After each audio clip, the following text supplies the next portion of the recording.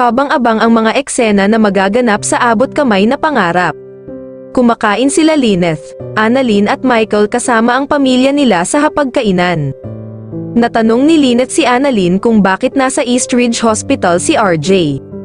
Sagot ni Annalyn na sumama ang pakiramdam ni Doc RJ dahil sa nangyari sa pagitan nito at ni Moira.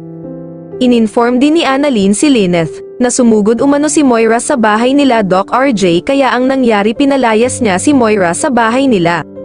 Kumakain naman sila Aling Susan at Joseph sa karinderya ng isang longganisang hubad habang nasa likod nila si Moira.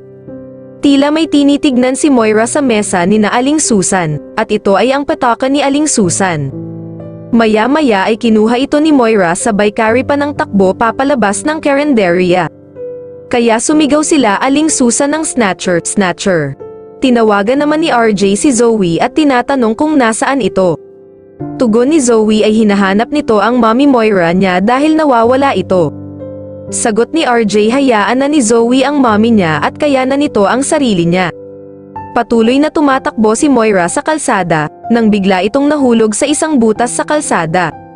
Agad na humingi siya ng tulong sa taong bayan ngunit walang tumutulong sa kanya. Sigaw ni Aling Susan kay Moira, na isang snatcher ito at huwag tulungan, ngunit tinanggi ni Moira ang paratang nito. Sino kaya ang tutulong kay Moira?